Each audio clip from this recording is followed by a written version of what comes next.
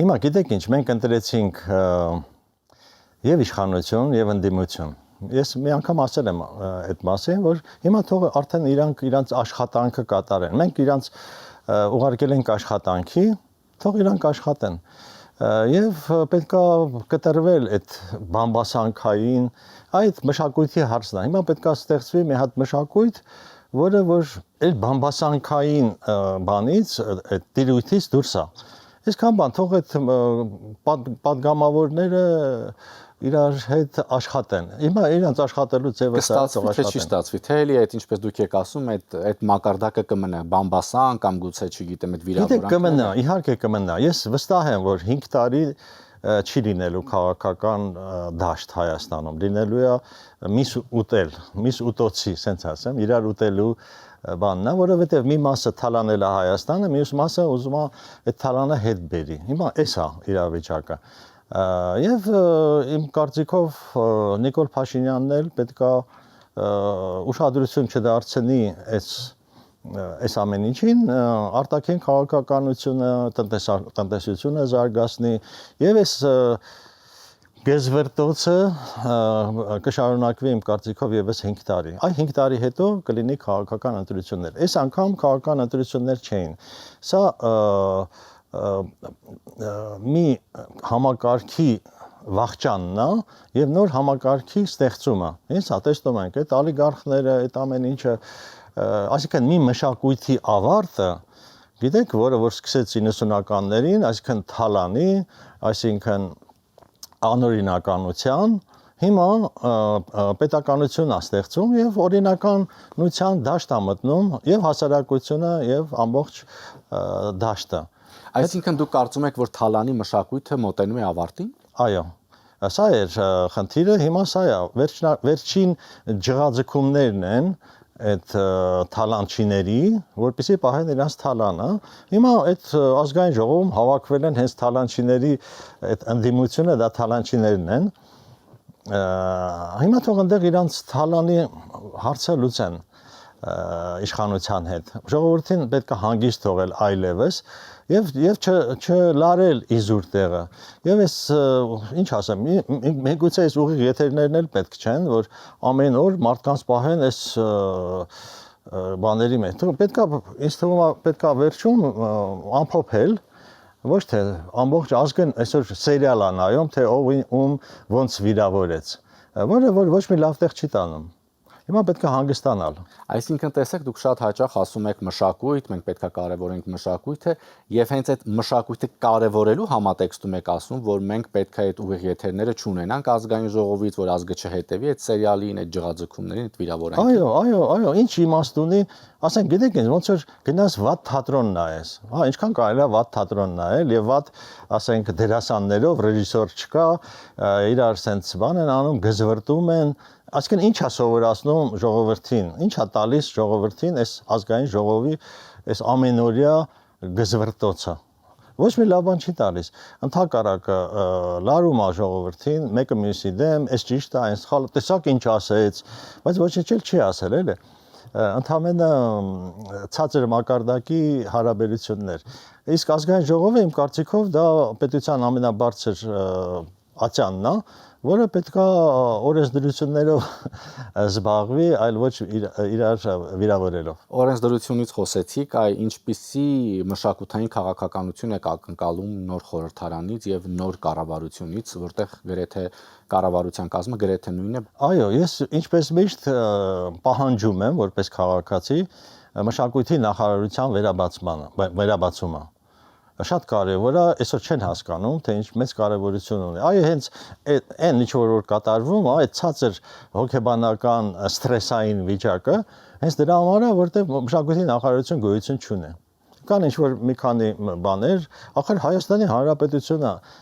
առանց մշակութային քաղաքականության, այն որ ասենք արտաքին գործերի նախարարությունը հրաշալի աշխատում է, ես տեսնում եմ։ Բայց ես տեսնում եմ, որ մշակույթի նախարարությունը ոչինչ չի անում։ Ոչ մի սկզբունքներ չունի, ինչ անում, որպեսզի բարձրանա ժողովրդի մշակութային արժեքները, հոգևոր արժեքները, քանի որ եկեղեցիներ շատ վատ վիճակում է։ Մեր ժողովրդին թողել են առանց մշակութային եւ առանց հոգեվոր արժեքների շփման։ Մենք չենք շփվում ոչ հոգեվոր արժեքների հետ, ոչ մշակութային արժեքների հետ։ Այդ որ ասում են թատրոններ, բանը վարչապետը գնում է թատրոն, ասում է տեսեք ինչ լավ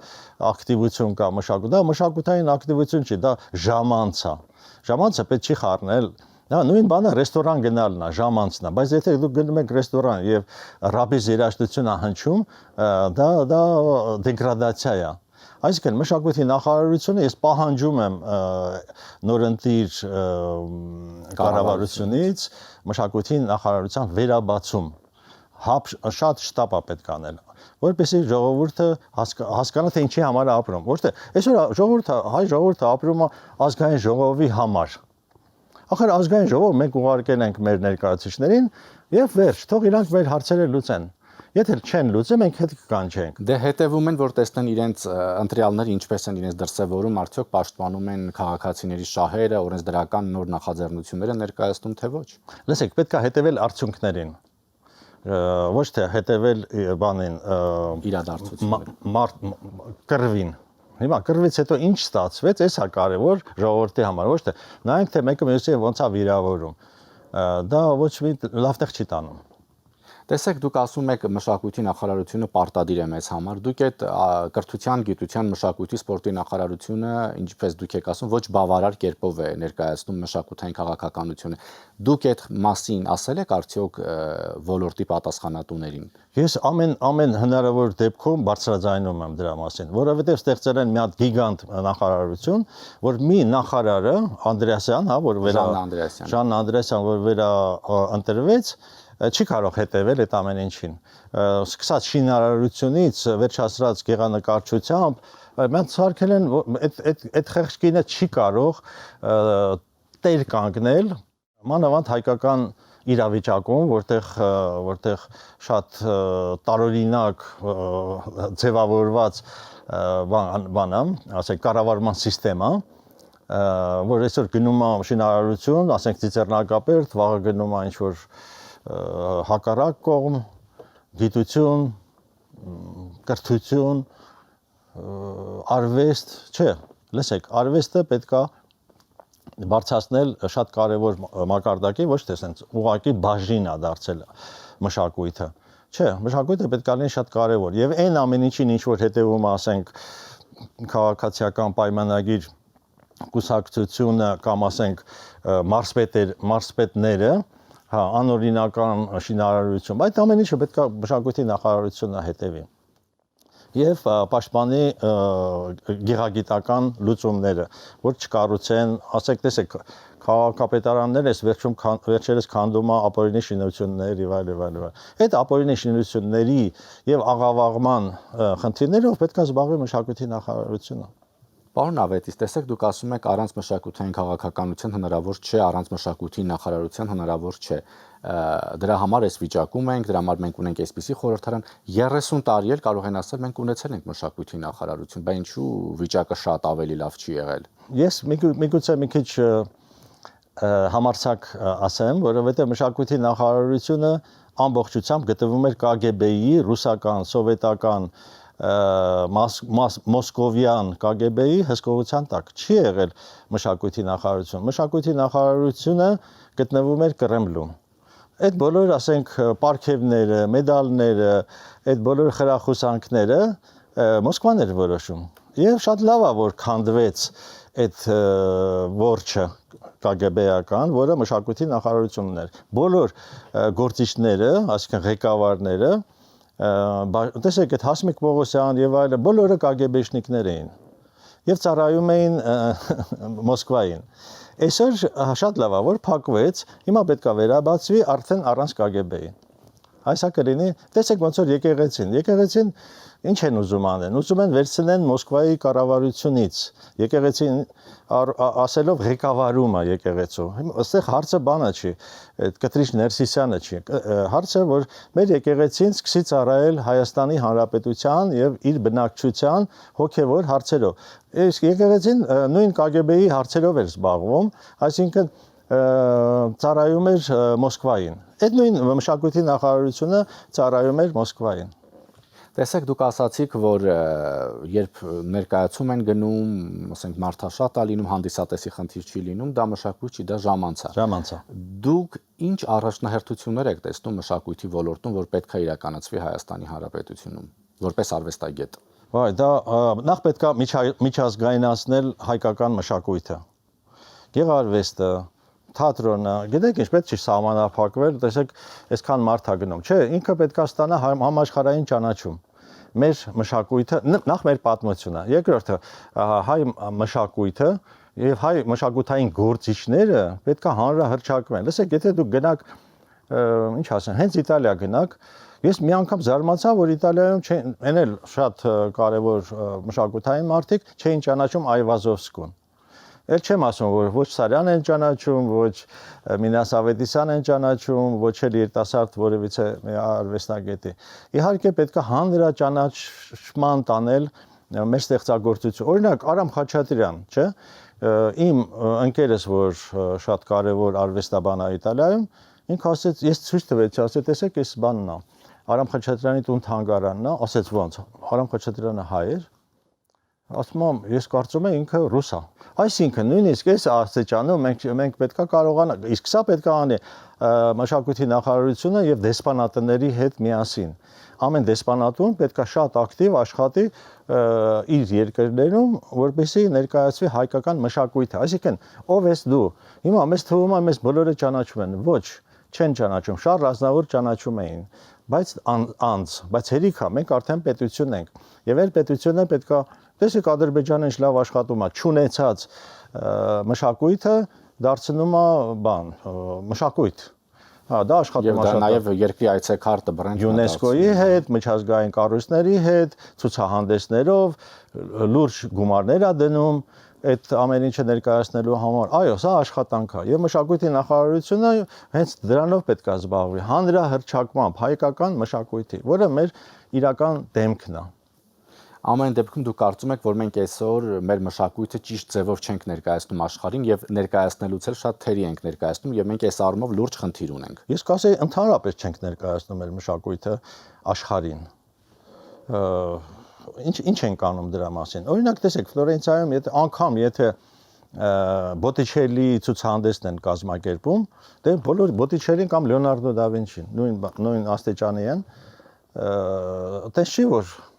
ցուցահանդես արեցինք, օրինակ տեսեք, Ֆլորենցիայում բանը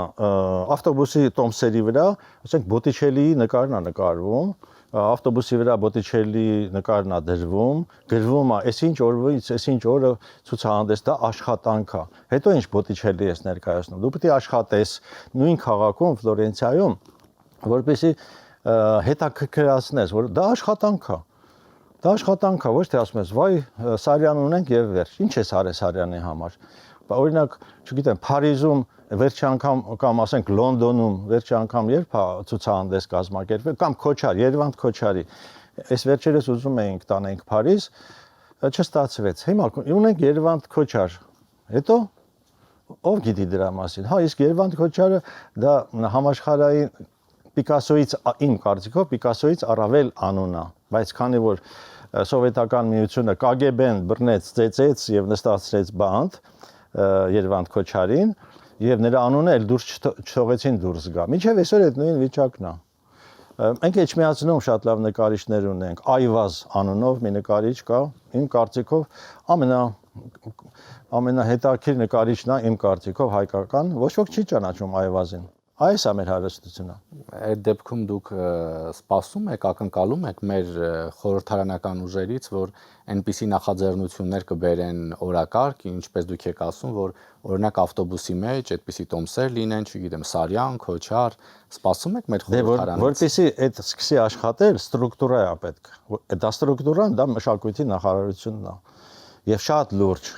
Օրինակ ես կուզեի, որ Փարիզից, ասենք Հռոմից, Միլանից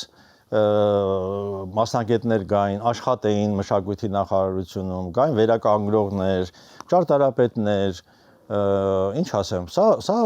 պետության դեմքը հենց այս մարդիկ են։ Ես միշտ ասել եմ, որ պետությունը չեն ներկայացնում քաղաքական գործիչները, այլ արվեստագետներն են ներկայացնում պետությունը։ Այսօր քաղաքական գործիչներից բացի ոչ ոք չի ներկայացնում Հայաստանը։ չեք նկատել, առաջ գոնե սովետի ժամանակ, քանի որ Մոսկվան էր քաղաքականությունը, այստեղ Հայաստանում մշակութային գործիչներն էին պետությունը ներկայացնում։ Այս հիմա այդ բանը ա եղել, ընկել է 10-րդ պլան։ Չէ, առաջի պլան պետք է գան մշակութային գործիչները։ Իսկ չեք կարծում, որ այստեղ որոշակի խեղաթյուրում կա, որովհետև մենք գիտենք, որ վերջին նույն 30 տարիների ընթացքում ամեն ինչ այնպես խառնվեց իրար, որ ռաբիս երգիչը կարող է համարվել արվեստագետ, մտավորական, չգիտեմ, վաստակավոր արտիստ։ Հենց այդ է որակի, տեսեք, որ ասում են բանը, տես Նիկոլ Փաշինյանը ասում է պետքա գյուղատնտեսական արտադրության որակը բարձրացնենք, որ մտնենք Եվրոպա, չէ՞։ Հակառակ դեպքում չի վաճառվի այնտեղ։ Որակը հենց նաև մշակույթում էլ է այդ նույն բանը։ Որակը պիտի բարձրանա, որ դու մտնես տներ։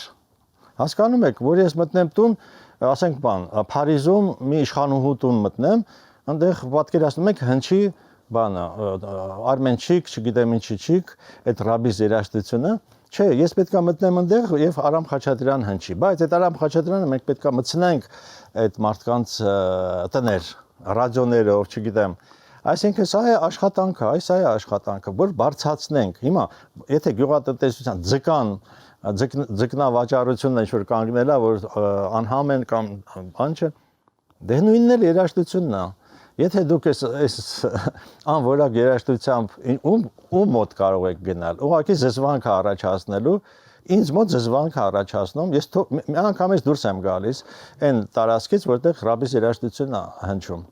Պարոն Ավետիս, քանի որ նոր եք եկել Իտալիայից եւ վերջին этаպում շատ խոսվում էր հայկական գյուղմթերքի արտահանման հետ կապված, որը Ռուսաստանը լուրջ խնդիրներ ստեղծեց, Իտալիայում հայկական ծիրանի մասին առհասարակ գիտեն թե չէ եւ ընդհանրապես կա այնտեղ սուպերմարկետներում հայկական ծիրան։ Ոչ չկա, բայց ես ասեմ, եթե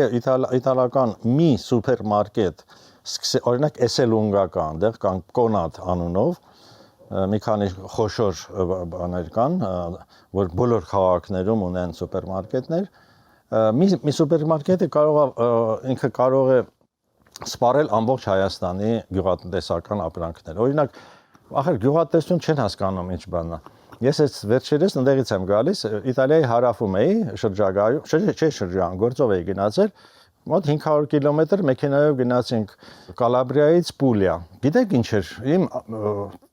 այդ ծառերի քանակը ես զարմանում եմ թե ոնց են հավաքում։ Օրինակ մանդարինների աշխարհում կլեմենտին, տենց մանդարիններ կան, ամենամեծ արտադրողը այդ Իտալիան է։ Ու ամբողջ այդ տարածքը գյուղատնտեսություն է, ծառեր են։ Այ դա կազմակերպված գյուղատնտեսություն է։ Իսկ հայկական ծիրանը եւ հայկական ապրանքները, ասում եմ, մի մեծ սուպերմարկետի ցանց կարող է սպառել։ Եթե ինձ հանձնարարի արտգործնախարարությունը, ես կարող եմ կազմակերպել իտալացիները, որ սպառեն հայկական մթերքները։ Շնորհակալություն։ Խնդրեմ։ Հիշեցնեմ իմ հյուրը հայտնի քանդակագործ Վիգեն Ավետիսն էր, շնորհակալություն ուշադրության համար, հաջողություն։